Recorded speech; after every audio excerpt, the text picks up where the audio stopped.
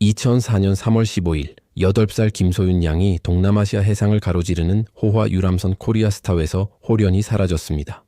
그 후 10년이라는 긴 세월 동안 그녀의 가족은 딸의 생사를 알 수 없는 가장 고통스러운 불확실성 속에서 살아야 했습니다. 하지만 2014년 그녀의 오빠 박지훈이 수년간 해양경찰청과 국제형사경찰기구 인터폴까지도 간과했던 사실을 발견하면서 모든 것이 영원히 뒤바뀌었습니다. 그가 단순한 SNS 검색으로 찾아낸 것은 단순히 미스터리를 푸는 것을 넘어 모두가 사건에 대해 믿고 있던 모든 것을 의심하게 만들 만큼 충격적인 진실을 드러냈습니다. 한 아이가 어떻게 바다 한가운데 있는 배에서 완전히 사라졌다가 몇 년 후 전혀 다른 삶을 살고 있는 것으로 나타날 수 있을까요? 이 불안한 이야기에 깊이 들어가기 전에 만약 여러분이 이러한 실제 미스터리 사건들에 매료되셨다면 저희 채널을 구독하시고 알림을 켜서 새로운 사건들을 놓치지 마세요. 그리고 댓글로 어느 나라, 어느 도시에서 시청하고 계신지 알려주세요. 저희 커뮤니티가 전 세계 어디에나 퍼져 있다는 사실이 궁금합니다. 이제 모든 것이 어떻게 시작되었는지 알아보겠습니다. 2004년의 부산은 주로 국제관광으로 명성을 유지하는 도시였습니다. 김소윤 가족과 같은 한국의 중산층 가정에게 크루즈 여행은 흔치 않은 상당한 경제적 부담이 따르는 일이었습니다.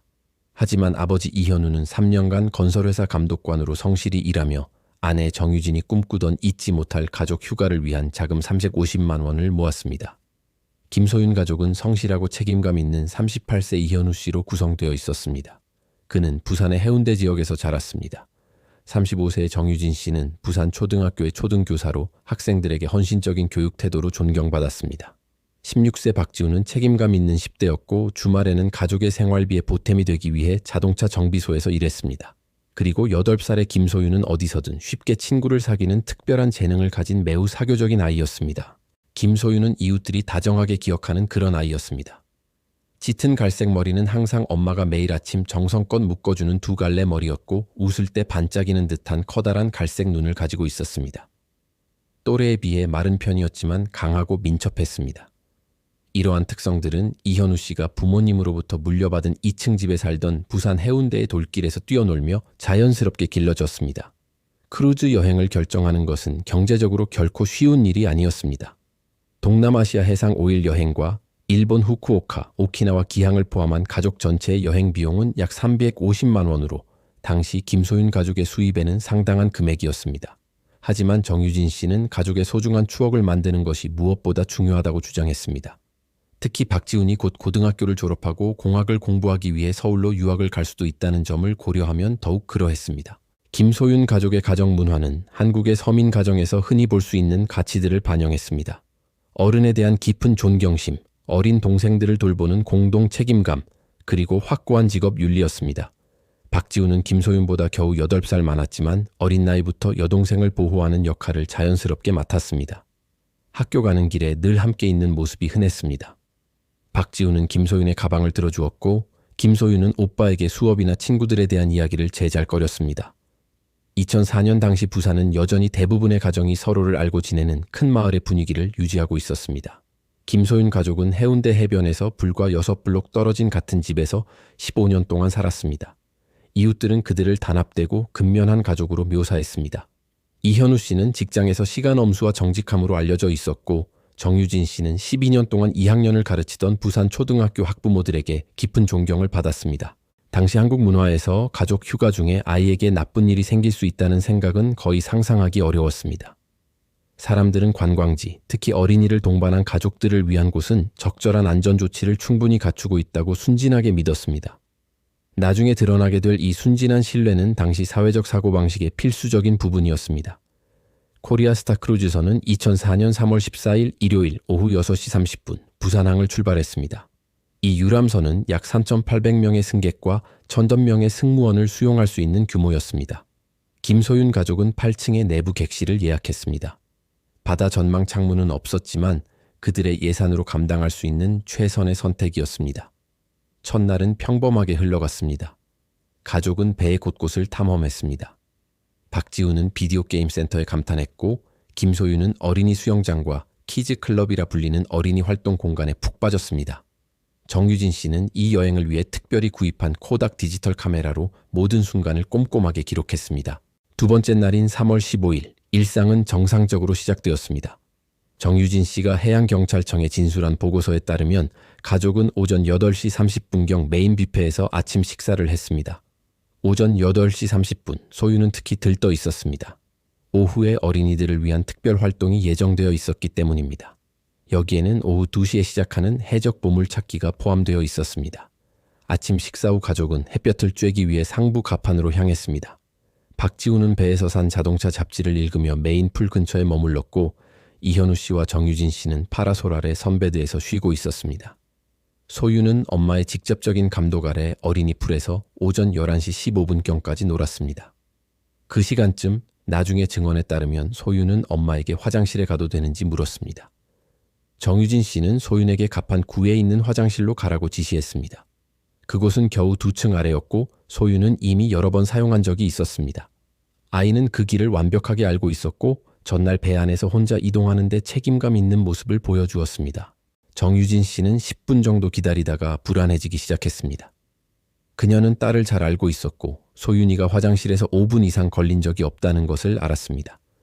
특히 흥미로운 활동이 기다리고 있을 때는 더욱 그랬습니다. 오전 11시 30분 정유진 씨는 박지훈에게 여동생을 찾아달라고 부탁했습니다. 박지훈은 갑판구의 화장실을 체계적으로 확인했습니다. 청소 아주머니들에게 소윤이와 같은 아이를 보았는지 물었고 그 다음 인접한 갑판으로 수색을 확대했습니다. 오전 11시 45분 그는 여동생의 흔적을 찾지 못한 채 부모님에게 돌아왔습니다. 가족의 수색은 즉시 강화되었습니다. 이현우 씨는 배의 안내 데스크로 향했고 정유진 씨와 박지우는 아이들이 접근할 수 있는 모든 공공구역을 꼼꼼히 뒤졌습니다. 전고 12시 15분 소윤이가 있을 만한 논리적인 장소 어디에도 없다는 것이 분명해지자 이현우 씨는 유람선 보안팀에 공식적으로 실종 신고를 했습니다. 나중에 조사 과정에서 공개될 문서에 따르면 코리아스타 크루즈의 보안 규정은 미성년자 실종 시 즉각적인 대응을 요구했습니다. 전고 12시 30분 대내부에 엠버 경고가 발령되었습니다. 이는 모든 승무원이 비필수 활동을 중단하고 수색에 참여해야 한다는 의미였습니다. 수색의 첫 단계에는 5명의 승무원이 참여하여 배의 모든 공공구역, 식당, 게임방, 상점, 극장 및 모든 레크리에이션 공간을 체계적으로 확인했습니다. 동시에 보안팀은 오전 11시부터 오후 12시 30분까지의 감시 카메라 녹화물을 검토했습니다. 첫 번째 중요한 단서 중 하나는 보안 카메라에서 나왔습니다. 녹화물에는 오전 11시 18분 소윤이가 갑판 9의 복도를 혼자 걸어 화장실 구역으로 향하는 모습이 분명히 찍혀 있었습니다. 하지만 카메라는 화장실 내부나 배의 서비스 구역과 연결되는 뒷복도를 특별히 촬영하지 않았습니다. 오후 2시 15분 초기 수색이 아무런 결과를 내지 못하자 배의 최 선장은 해양경찰청에 연락하기로 결정했습니다. 배는 당시 일본 오키나와에서 남서쪽으로 약 95해리 떨어진 동남아시아 해상에 있었습니다. 기술 조사 결과 불안한 세부 사항이 드러났습니다. 김소윤 양이 오전 11시 18분부터 11시 30분 사이 약 12분간 어떠한 감시 카메라에도 포착되지 않았다는 사실이 밝혀졌다. 그녀를 특별히 기억하는 승객이나 승무원도 없었다. 해양경찰청 규정에 따라 코리아스타호는 한국 당국이 도착할 때까지 현재 위치를 유지해야 했다. 오후 4시 30분 해양경찰청 소속 선박이 숙련된 실종수사팀과 함께 크루즈선에 도착했다. 다음 8시간 동안 배가 바다 한가운데 멈춰 있는 동안 코리아스타호 역사상 가장 철저한 수색이 진행되었다. 그날까지 배의 모든 객실이 수색되었고 모든 서비스 구역이 점검되었으며 해당 시간 동안 8번, 9번 갑판에 있었던 모든 승객과 승무원이 인터뷰되었다. 해양수사관들은 미스터리에 새로운 차원을 더하는 것을 발견했다. 9번 갑판 화장실 뒤편 서비스 구역에는 승무원 작업 통로로 이어지는 접근 통로가 있었다. 이 문은 평소 잠겨 있어야 했지만 초기 수색 중 잠금 해제된 상태로 발견되었다. 정식 조사는 코리아스타호가 3월 16일 새벽 부산항으로 돌아오면서 시작되었다. 연방검찰청의 김 검사를 비롯한 해양경찰청 당국은 항만시설에 작전본부를 설치했다.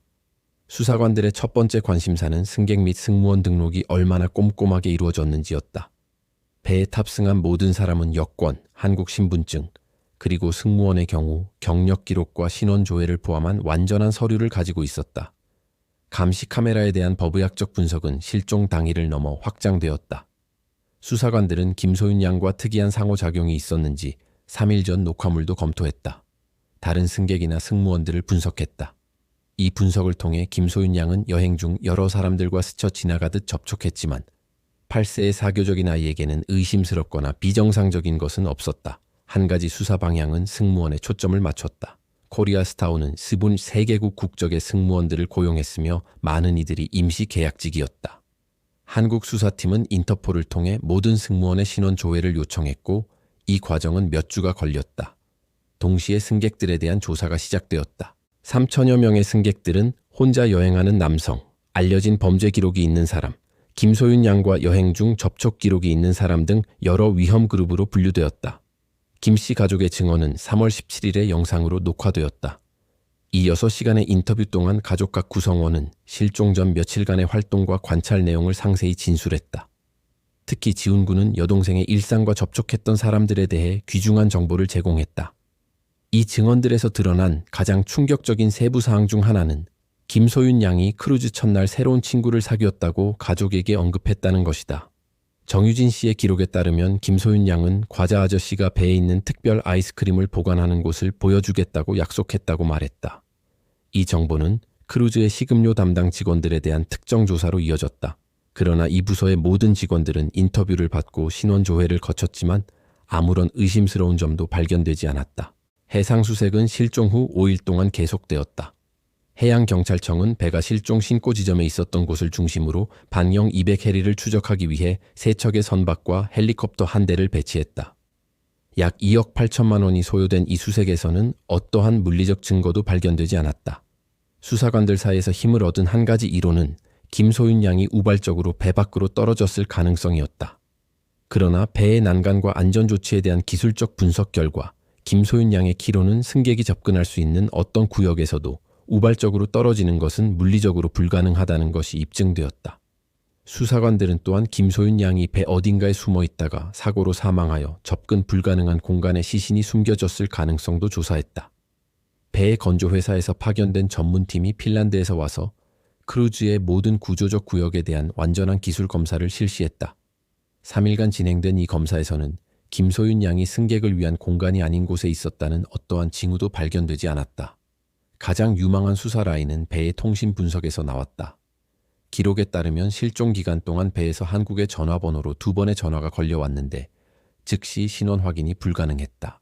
이 전화 중 한 통은 47초 동안 지속되었으며 9번 데크 서비스 구역에 있는 내부 전화에서 걸려왔다. 바로 잠겨있지 않은 문이 발견된 곳이다. 그러나 수사관들이 이 번호들을 추적하려고 했을 때 실종 당일의 전화 시스템에서 해지된 것을 발견했다. 통신사는 2번호 모두 위조 서류로 등록되었음을 보여주는 기록을 제공했다. 실종 3주 후 한국 수사팀은 1147명을 인터뷰하고 뱃의 40시간 이상의 비디오 녹화물을 검토했으며 약 8억 5천만 원에 해당하는 자원을 투입했다. 이러한 엄청난 노력에도 불구하고 김소윤 양의 행방에 대한 확실한 증거는 발견되지 않았다. 이 사건은 공식적으로 의심스러운 상황에서의 실종으로 분류되었고 6개월마다 정기적인 검토와 함께 계속 열려 있었다.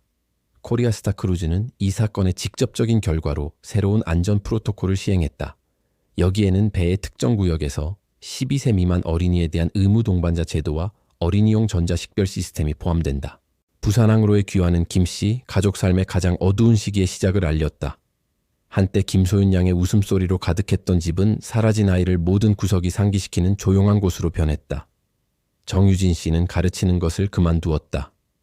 부산 초등학교 교장은 무기한 휴직을 허락했지만 6개월 후에는 김소윤 양 또래 아이들로 둘러싸인 곳으로 돌아갈 수 없다는 것이 분명했다. 상실의 트라우마는 잃어버린 딸을 상기시키는 상황에서 기능하는 그녀의 능력을 근본적으로 변화시켰다. 이현우 씨는 이에 강박적으로 몰두했다. 경제적 필요성 때문이라기보다는 끊임없는 활동이 김소윤 양에게 무슨 일이 일어났을지에 대한 생각을 떨쳐낼 수 있는 유일한 방법이었기 때문이다. 동료들은 그가 몇 분마다 강박적으로 휴대폰을 확인하는 습관이 생겼다고 말했다. 결코 오지 않을 전화를 기다리면서 말이다. 누이가 실종되었을 때 16세였던 지훈 군은 다르게 하지만 똑같이 파괴적인 방식으로 영향을 받았다. 그는 깊은 죄책감을 느꼈다. 불합리한 죄책감에 시달렸다. 자신이 소윤이와 화장실에 함께 갔다면 이런 일은 없었을 것이라고 스스로를 설득했다. 이러한 책임감은 그의 미래 계획에 깊은 영향을 미쳤다. 예정했던 대로 공학을 공부하기 위해 서울로 이사하는 대신 그는 부모님 곁에 머물기 위해 부산에 남기로 결정했다. 부산대학교에 입학하여 컴퓨터 시스템을 공부했다. 이는 인터넷과 기술을 활용하여 여동생을 찾는 데 도움이 될 수 있는 분야였다. 실종 1주년은 특히 힘들었다. 정유진 씨는 소윤이의 방을 그대로 두었고 크루즈 다음날 입으려 준비했던 옷까지 그대로였다. 이 방은 정유진 씨가 딸의 추억에 둘러싸여 몇 시간씩 앉아있던 일종의 성격이 되었다.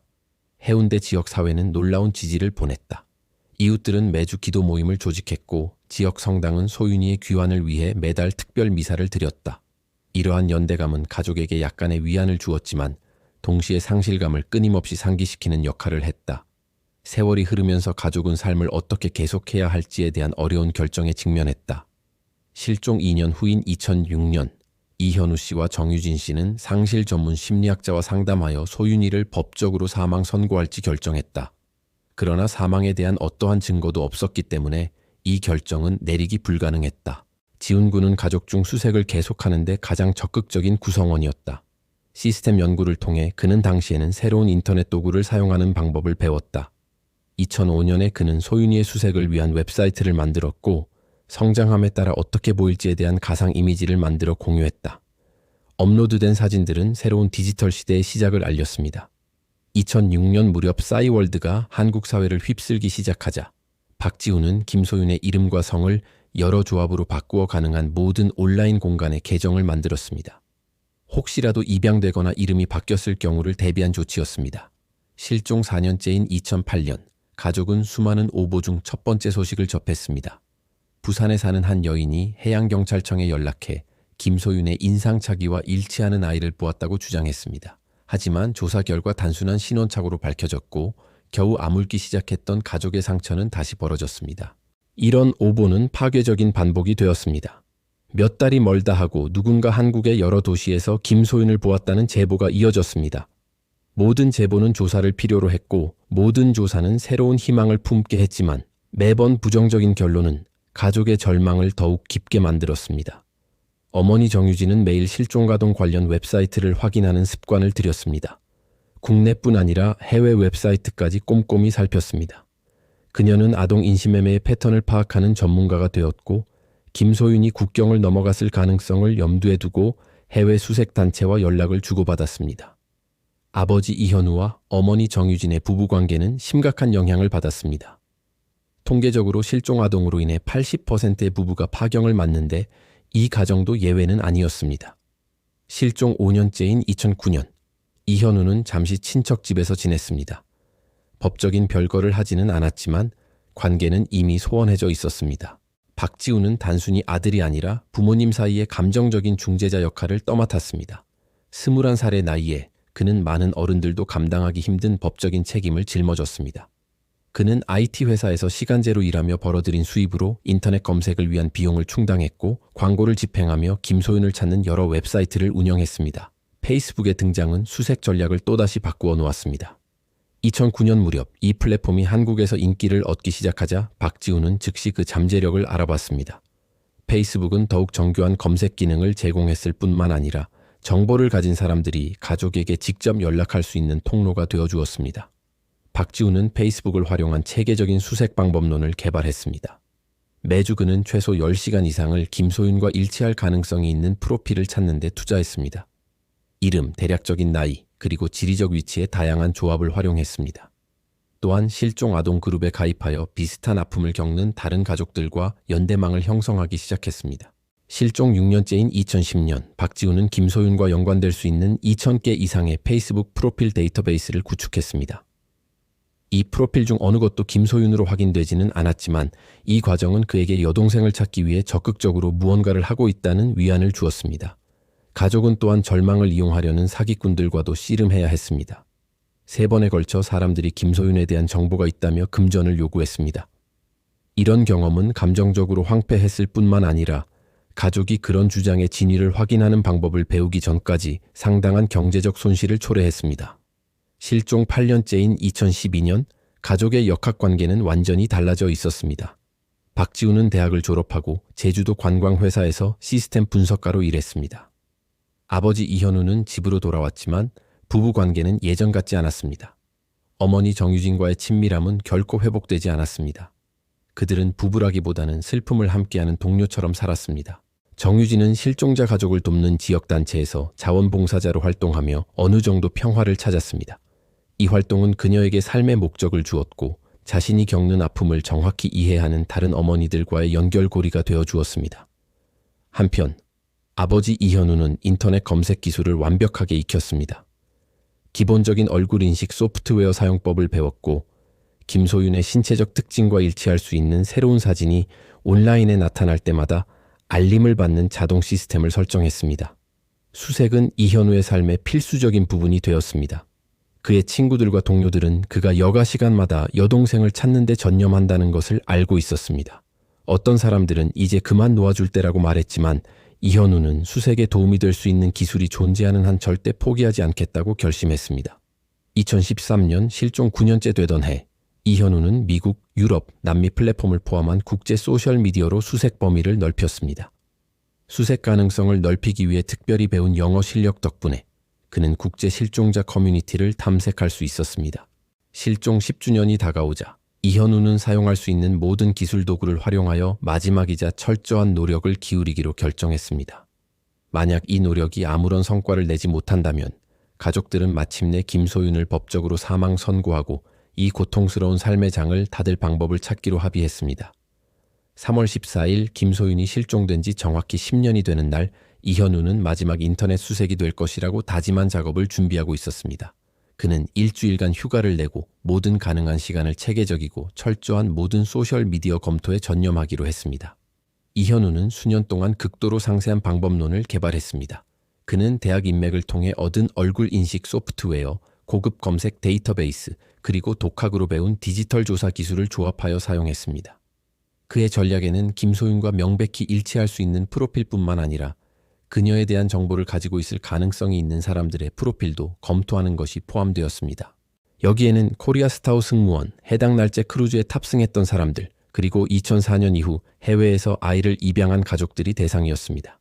페이스북 기술은 이현우가 검색을 시작한 이래로 상당히 발전했습니다. 2014년에는 검색 기능이 훨씬 더 정교해져서 나이, 위치, 학교, 그리고 이전에는 불가능했던 다양한 다른 기준으로 필터링할 수 있었습니다. 이현우는 김소윤의 이름에 대한 347가지 가능한 변형을 만들었습니다. 소윤, 소연, 그리고 그녀의 영어 이름 소피아, 그리고 10대 소녀가 사용할 수 있는 수십 가지 다른 변형과 별명이 포함되어 있었습니다. 그는 또한 멕시코, 미국, 캐나다의 일반적인 입양 가족의 성을 포함하여 100개 이상의 가능한 성 목록을 작성했습니다. 이현우가 따르는 과정은 강박적일 정도로 꼼꼼했습니다. 각 잠재적 프로필은 스크린샷, 신체적 유사성에 대한 메모, 상호 연결 또는 관련될 수 있는 지리적 위치에 대한 정보와 함께 데이터베이스에 저장되었습니다. 3월 15일 이틀간의 강도 높은 검색 끝에 이현우는 3,200개 이상의 프로필을 검토했지만 유망한 단서를 찾지 못했습니다.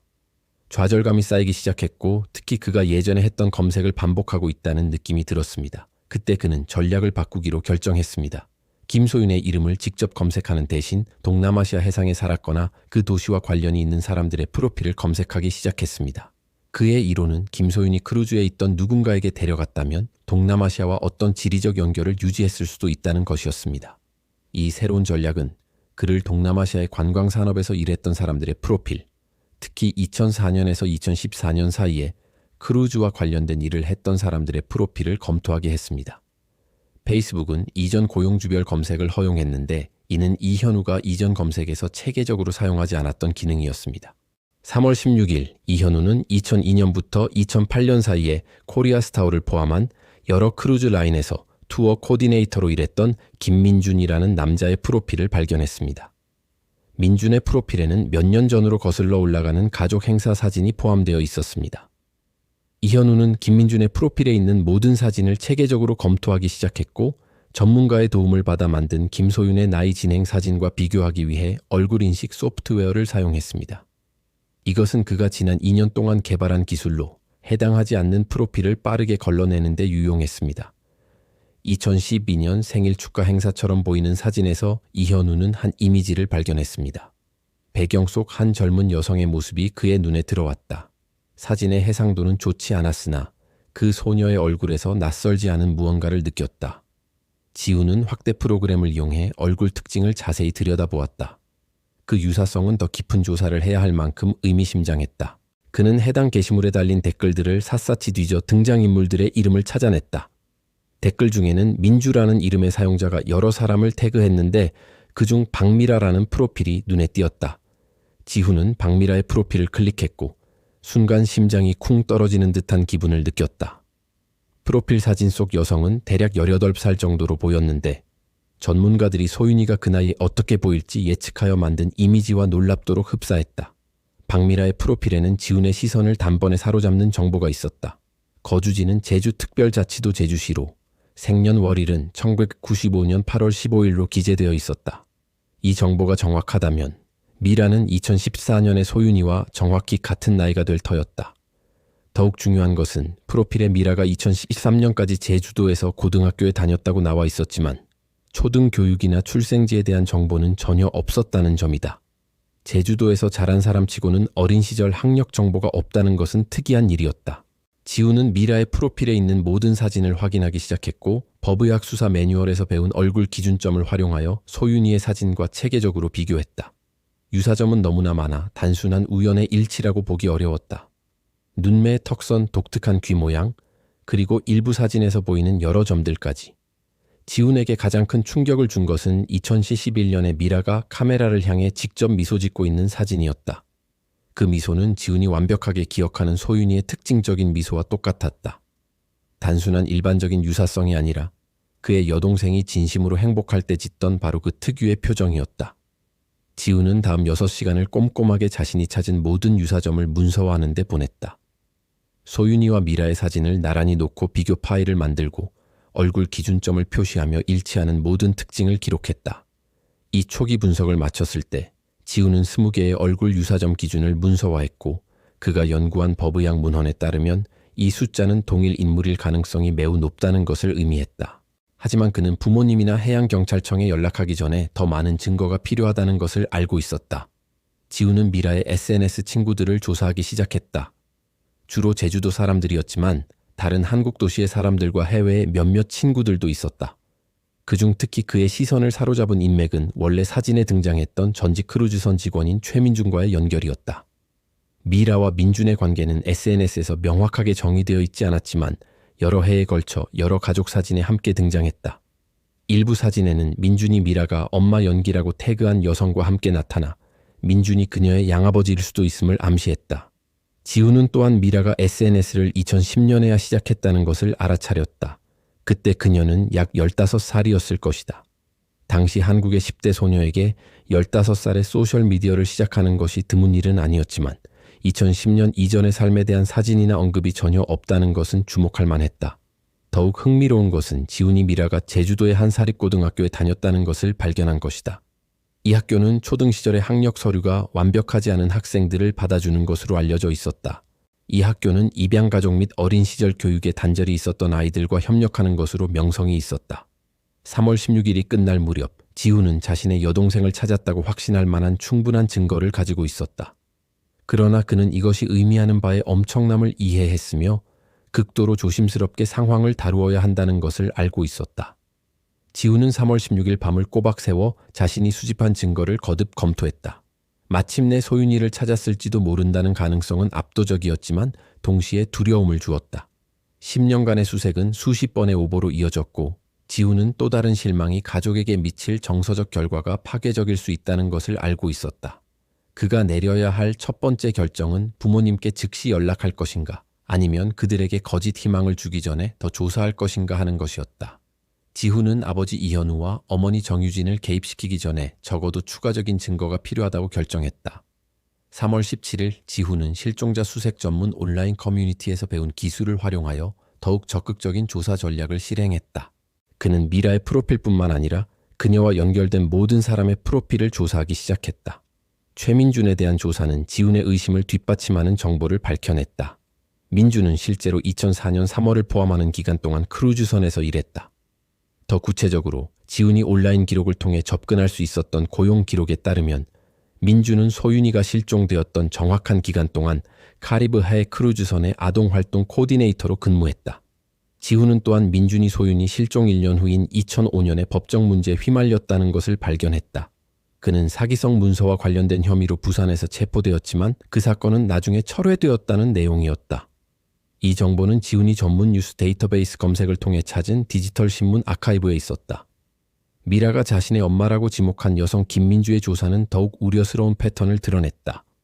민주는 2007년에 미라를 공식적으로 입양했는데 이는 소윤이의 실종 3년 후였다. 그러나 지훈이 디지털화된 공공기록을 통해 부분적으로 접근할 수 있었던 입양 서류에는 미라가 2004년부터 민주와 함께 살았다고 명시되어 있었다. 이 연대기는 매우 의심스러웠다. 만약 미라가 정말로 1995년에 태어났고 2004년부터 민주와 함께 있었다면 그녀는 9살 때부터 민주와 함께 있었을 것이다. 하지만 9살짜리 아이가 왜 입양 보살핌이 필요했는지에 대한 공식 기록이나 그녀의 친부모에 대한 기록은 없었다. 지훈은 자신이 발견한 내용의 법적 함의를 이해하기 위해 실종자 사건 전문 변호사에게 은밀하게 연락했다. 변호사는 지훈에게 절대적인 증거 없이 누군가를 납치 혐의로 고발하는 것은 지훈에게 법적 문제를 일으킬 수 있다고 경고했지만 동시에 공식적인 해양경찰청 조사를 정당화할 충분한 증거를 가지고 있음을 확인해 주었다. 3월 18일, 지훈은 SNS를 통해 밀에게 직접 연락하기로 결정했다. 그는 미라를 놀라게 하지 않으면서도 그녀의 신원에 대한 중요한 정보를 드러낼 수 있는 메시지를 신중하게 작성했다. 지훈이 보낸 메시지는 다음과 같았다. 안녕하세요 미라님. 저희는 서로 모르지만 2004년 3월에 동남아시아 해상 크루즈를 탔을 가능성이 있는 사람들을 조사하고 있습니다. 미라님께서 그 시기에 그 업계에서 일했던 사람들과 연결되어 있는 것을 봤습니다. 그 시기에 대한 몇 가지 질문에 도움을 주실 수 있을까요? 한국 관광에 대한 연구 프로젝트 때문입니다. 지훈은 메시지를 모호하게 만들었지만 관련 날짜에 대해서는 구체적으로 명시했다. 만약 미라가 정말로 소윤이라면 2004년 3월과 동남아시아 해상 크루즈에 대한 언급이 중요한 정보를 드러낼 기억이나 반응을 불러일으킬 수 있을 것이라고 생각했다. 미라의 답장은 놀랍도록 빨리 왔다. 지훈이 메시지를 보낸 지 불과 3시간 만이었다. 그녀의 답장은 다음과 같았다. 안녕하세요 지훈님. 솔직히 그 시기에는 제가 너무 어려서 많은 것을 기억하지 못하지만 필요한 것은 무엇이든 물어보세요. 제 아버지와 같은 분이신 최민준 씨가 그 시절에 크루즈에서 일하셨나요? 이 답장은 지훈의 여러 의심을 확인시켜 주었다. 첫째, 미라는 2004년에 자신이 어렸다는 것을 인정했다. 그 당시 8살이었던 것과 일치하는 어린 나이를 확인했다. 둘째, 김선우와 코리아스타에서의 그의 직업 간의 직접적인 연관성을 보여주었다. 셋째, 김선우를 아빠 같은 존재로 편하게 표현한 것은 그가 친아버지가 아님을 암시했다. 박지훈은 다음 메시지에서 더 깊이 파고들기로 했다. 그는 특히 그 배와 한국 항구에 대한 기억, 그리고 어렸을 때 여러 도시에 살았는지에 대해 물었다. 김소미의 답장은 모호했지만 중요한 단서들을 포함하고 있었다. 그녀는 어린 시절 초기에 대한 기억이 매우 흐릿하며 2007년경 경주에 정착하기 전 여러 곳에서 살았다고 언급했다. 또한 가끔 큰 배 안에 있는 꿈을 꾸지만 김민준이 그것들은 어린 시절의 환상일 뿐이라고 말했다고 덧붙였다. 배에 대한 꿈의 언급은 박지훈을 확신시키는 결정적인 부분이었다. 실종 후 몇 주 동안 김소윤은 자주 배와 바다에 대한 꿈을 이야기했었다. 그것은 부산항에서 코리아스타에 탔던 사람만이 그렇게 생생하게 기억할 수 있는 구체적인 세부 사항이었다. 박지훈은 이제 부모님과 해양경찰청에 연락해야 할 때임을 알았다. 그러나 그는 또한 이 상황을 극도로 신중하게 다루어야 한다는 것을 깨달았다. 만약 김소미가 정말 김소윤이라면 그녀는 김민준과 김선우가 자신의 가족이라고 믿으며 10년을 보냈을 것이다. 진실을 밝히는 과정은 그녀의 여동생에게 추가적인 상처를 주지 않도록 신중하게 진행되어야 했다. 3월 19일 박지훈은 마침내 부모님께 연락하기로 결심했다. 그는 먼저 어머니 정유진에게 전화했다. 정유진이 가장 강렬한 감정적 반응을 보일 것이지만 동시에 가장 강한 모성애로 이 어려운 과정 동안 김소윤을 보호할 것이라고 생각했다. 정유진과의 전화통화는 박지훈의 삶에서 가장 힘든 통화 중 하나였다. 어머니가 절망적인 희망과 또 다른 거짓 경보의 공포 사이를 오가는 동안 그는 자신이 찾은 모든 증거를 조목조목 설명해야 했다. 박지훈은 자신이 만든 모든 비교 사진을 이메일로 보냈고 정유진은 박지훈이 확인했던 유사성을 즉시 알아보았다. 정유진은 물리적 유사성이 우연의 일치라고 하기에는 너무나 구체적이라는 데 동의했지만 김소윤에게 더 이상의 정신적 고통을 주지 않고 어떻게 이 상황을 진행해야 할지에 대한 우려도 표현했다. 10년이 흘렀다. 만약 정말로 자신의 딸이라면 그녀는 친부모를 기억하지 못할 것이고 강압적인 만남은 관련된 모든 사람에게 파괴적일 수 있을 것이었다. 박지훈과 정유진은 원래 조사를 담당했던 부산지방검찰청의 이철수 검색에 연락하기로 결정했다. 현재 대검찰청에서 더 높은 직책을 맡고 있는 이철수 검사는 박지훈의 발견의 중요성을 즉시 인식했다. 이철수 검사는 공식적으로 사건을 재개하고 김소미의 신원을 확인하기 위한 DNA 검사를 명령할 법적 권한이 있음을 확인했다. 그러나 그는 또한 이 과정이 복잡할 것이라고 경고했다. 부산 당국과 조율하고 잠재적으로 김선우와 김민준에 대한 기소를 제기해야 할 것이기 때문이었다. 범죄자 처벌 여부에 대한 딜레마에 직면했다. 이 결정은 김소윤의 회복 가능성을 영원히 바꿀 수 있었다. 2014년 3월 20일 박지훈이 제시한 증거를 바탕으로 해양경찰청의 서진우 수사관은 김소윤 실종 사건의 재수사를 공식적으로 승인했다. 재수사의 첫 단계는 김선우나 김민준에게 경고 없이 김소미의 신원을 확인하는 것이었다. 서진우 수사관은 이 사건을 특수수사관인 정하윤에게 배정했다. 정하윤은 인신매매 및 실종 아동 사건 전문 수사관이었다.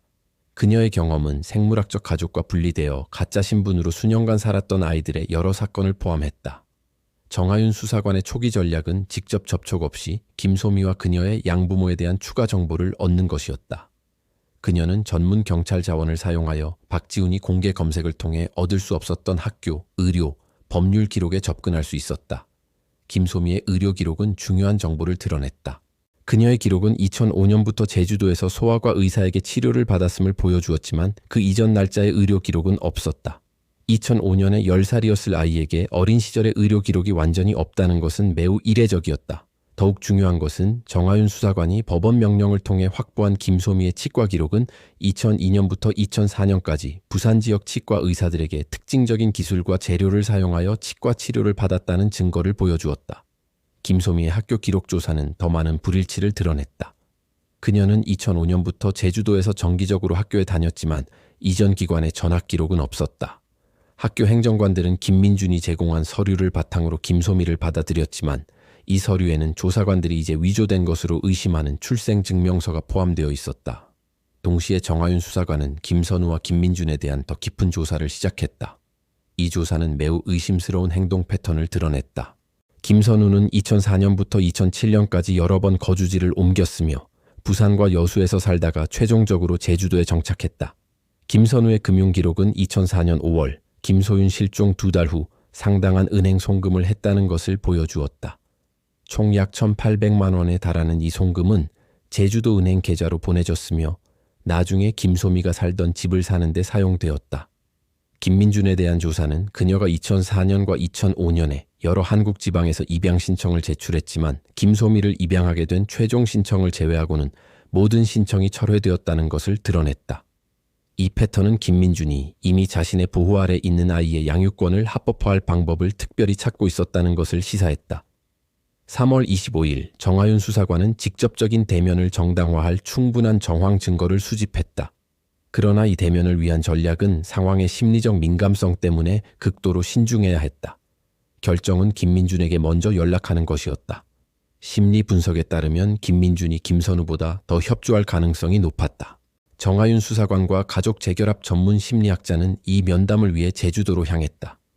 김민준은 그녀의 직장인 치과 클리닉에서 연락을 받았다. 그녀는 지난 8년간 보조원으로 일해왔다. 정하윤 수사관이 자신을 밝히고 김소윤 사건을 조사하고 있다고 언급하자 김민준은 즉시 울기 시작하며 사적으로 이야기할 것을 요청했다. 제주도 해양경찰청 조사실에서 김민준은 처음부터 김소미가 김선우가 말했던 것처럼 고아가 아니었다는 것을 알고 있었다고 고백했다. 그러나 그녀는 진실을 깨달았을 때 이미 아이와 깊은 모성애를 형성했으며 상황을 바꾸기에는 너무 늦었다고 느꼈다고 밝혔다. 김민준은 김선우가 처음에는 김소미가 사고로 죽은 여성의 딸이며 김선우는 법적 양육권을 가지고 있었지만 끊임없는 출장 때문에 돌볼 수 없었다고 말했다고 설명했다. 생물학적 자녀를 가질 수 없었던 김민준은 김소미를 일시적으로 돌보기로 동의했지만 김선우는 결코 그녀를 찾아오지 않았다. 김민준의 증언에 따르면 김소미가 처음 몇 달 동안 엄마, 아빠, 이현우에게 돌아가고 싶다고 반복적으로 언급했을 때 뭔가 잘못되었다고 의심하기 시작했다.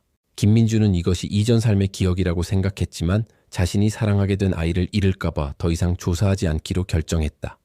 김민주는 김선우가 처음 몇 년 동안 정기적으로 방문했지만 이 방문은 2008년경 완전히 중단되었다고 밝혔다.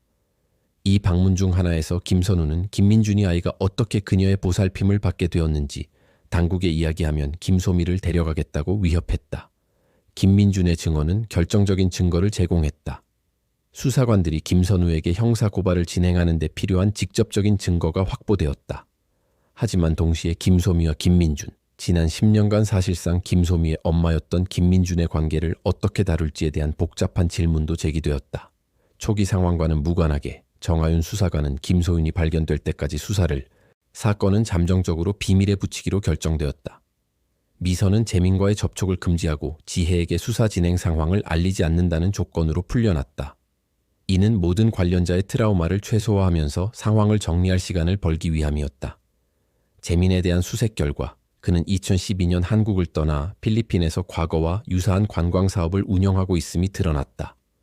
그의 인도는 가능했지만 수주에서 수개월이 걸릴 국제적인 공조가 필요했다. 이 기간 동안 김소윤 가족은 극심한 긴장 속에서 지냈다.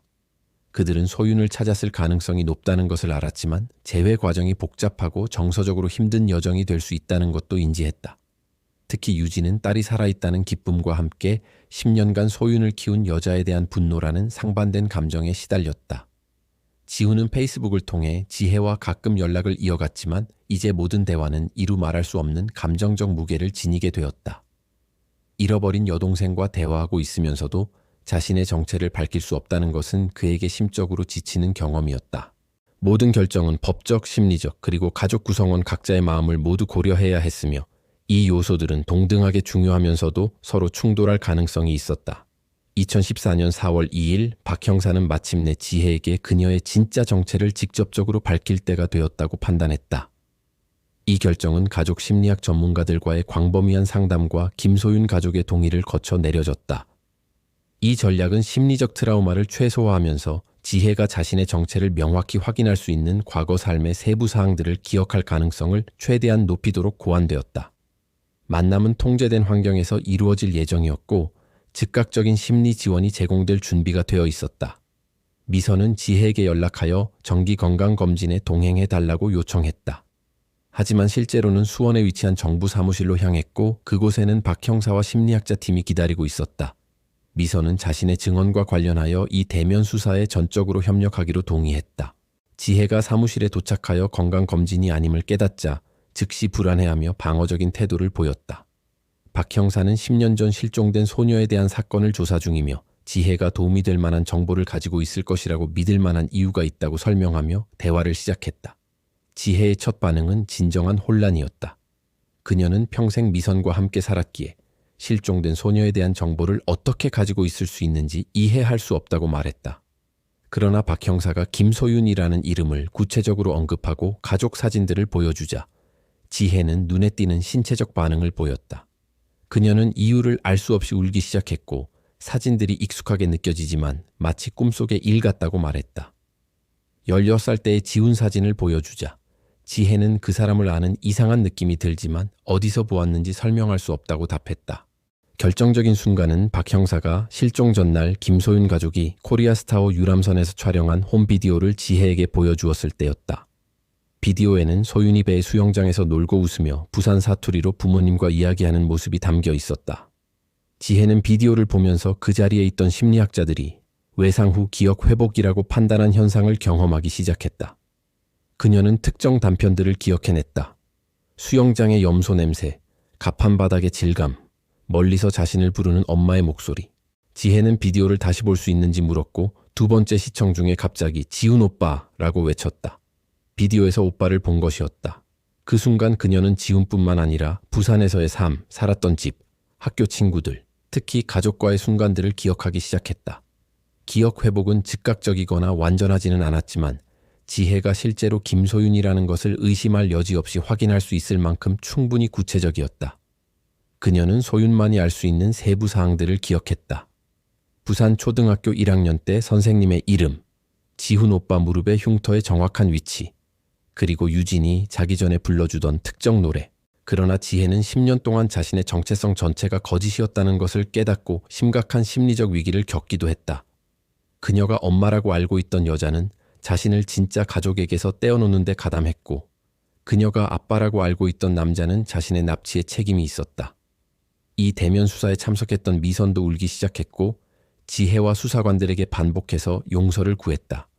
그녀는 처음 몇 년 동안 지혜를 더 나쁜 상황에서 보호하고 있다고 스스로를 설득하려 했지만 결국 스스로를 설득할 수 없게 되었다고 설명했다. 자신이 끔찍한 일의 공범이었음을 깨달은 것이다. 박 형사는 즉시 부산 해운대에 거주하는 이현우 가족에게 연락하여 딸의 신원이 확인되었음을 알렸다. 전화통화에서 이현우의 목소리는 기쁨과 안도, 그리고 재회를 어떻게 진행해야 할지에 대한 불안감이 뒤섞여 있었다. 김소윤과 그녀의 친부모 가족의 만남은 다음 날인 4월 3일로 예정되었다. 이 만남은 모두에게 심리적 지원을 제공하는 중립적인 환경인 대전에서 이루어지기로 결정되었다. 지우는 소윤을 찾은 장본인이었을 뿐만 아니라 소윤이 그를 기억할 때 가장 강한 반응을 보였기 때문에 가족 중 가장 먼저 대전으로 향했다. 지훈과 소윤의 재회는 심리학자들에 의해 가장 감정적으로 격렬한 만남 중 하나로 기록되었다. 소윤이 지훈이 방으로 들어오는 것을 보았을 때 그녀는 즉시 그를 오빠로 알아보았지만 동시에 심한 감정적 혼란을 겪었다. 지난 10년간 그녀의 현실이었던 모든 것이 몇 시간 만에 무너졌기 때문이다. 지훈은 천천히 여동생에게 다가가 말했다.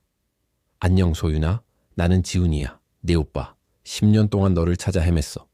소윤은 누구신지는 알겠지만 이 모든 것이 어떻게 가능한지 이해가 안 돼요. 제 인생 전체가 거짓말이었어요. 라고 대답했다. 두 남매의 대화는 3시간 동안 이어졌다.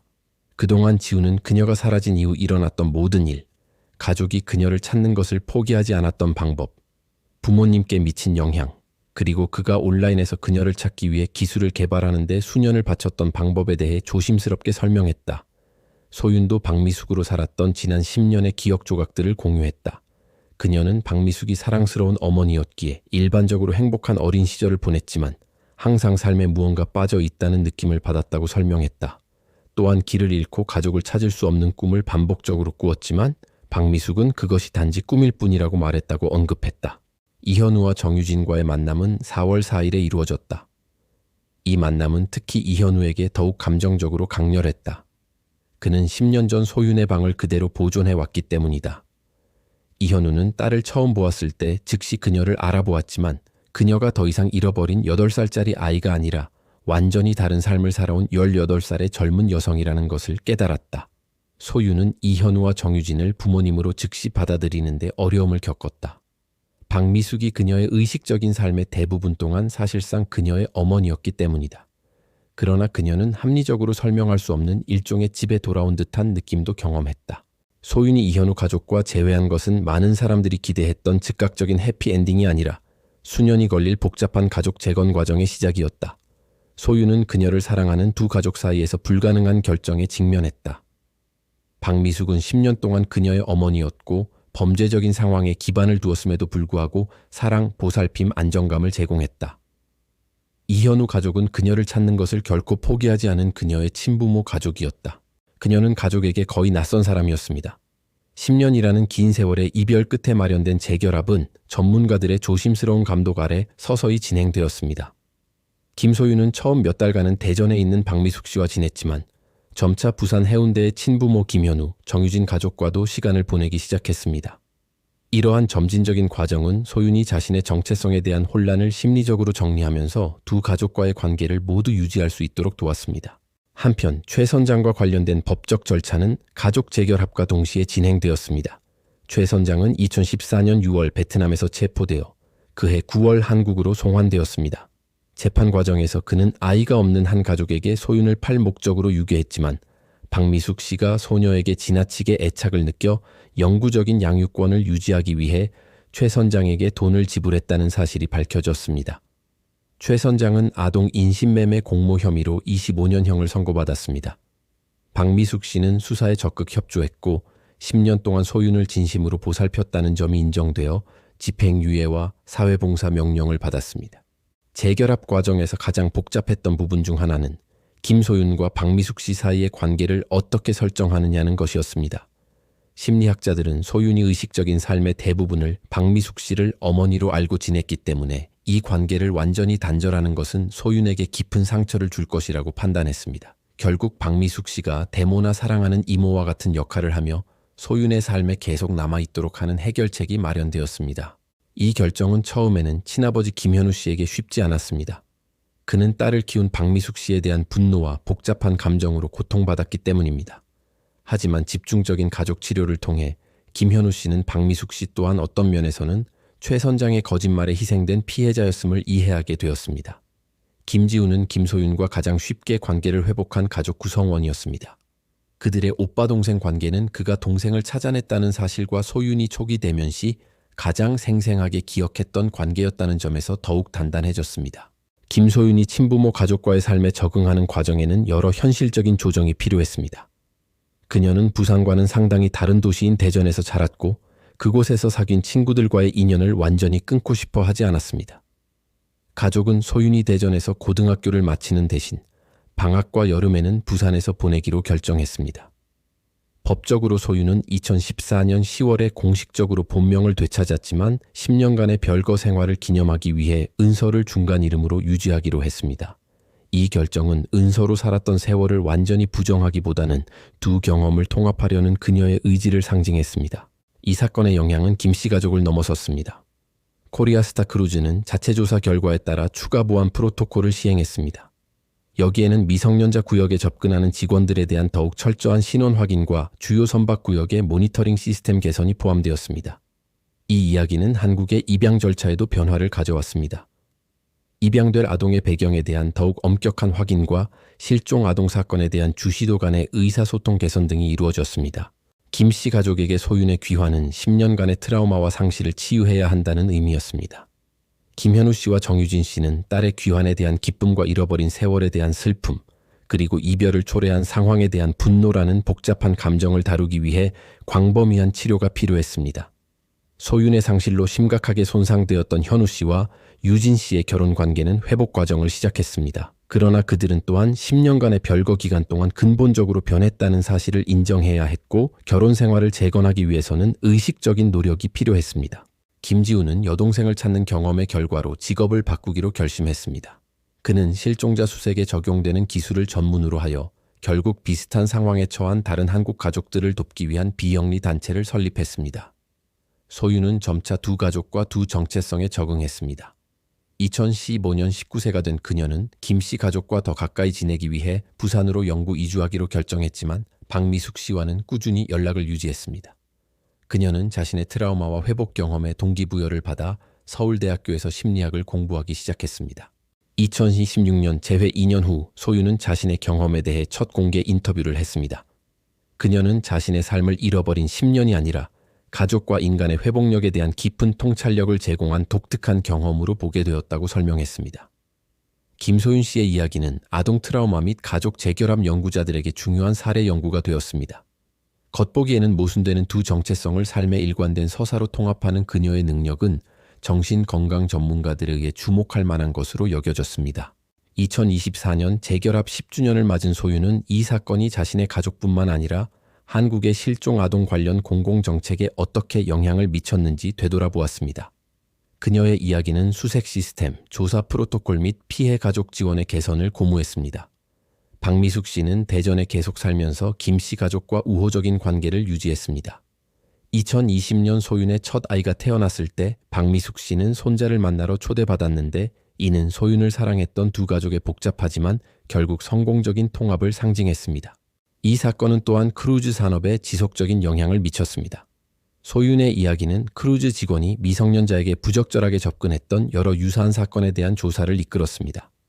이러한 사건 대부분은 납치를 포함하지 않았지만 업계 전반에 걸쳐 아동보호 프로토콜에 상당한 개혁을 가져왔습니다.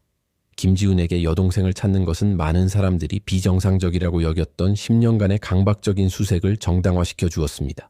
그의 SNS 수색 방법론은 다른 실종자 수색 단체에서 사용하는 모델이 되었고 실종자 사건의 기술을 적용하는 혁신적인 방식으로 국제적인 인정을 받았습니다. 김씨 가족은 재결합이 이전의 삶으로 돌아가는 것을 의미하는 것이 아니라 10년간의 별거 기간 동안 모두가 겪었던 경험과 성장을 통합하는 새로운 가족 역학을 창조하는 것을 의미한다는 것을 깨달았습니다. 이 사건은 기술과 가족의 인내가 결합되어 가장 복잡한 미스터리도 해결할 수 있음을 보여줍니다. 소윤의 이야기는 또한 가족이 놀라운 트라우마에서 살아남고 재건할 방법을 찾을 수 있지만 이전과 같은 방식으로는 존재할 수 없다는 것을 보여줍니다. 이 이야기에 대해 어떻게 생각하시나요? 이야기 내내 진실을 가리키는 신호를 식별할 수 있었나요? 지훈 씨가 그렇게 오랜 세월 동안 수색을 계속한 것이 옳았다고 생각하시나요? SNS가 실종자를 찾는 방식을 어떻게 바꾸었는지에 대한 여러분의 생각을 댓글로 공유해 주세요. 이 이야기가 여러분에게 감동을 주었다면 채널을 구독하고 알림을 설정하여 더 많은 실제 사례를 놓치지 마세요. 이 이야기가 가족 사랑에 힘을 보여준다고 생각하시면 좋아요를 누르시고 실제 수사권에 관심 있는 사람과 공유해 주세요.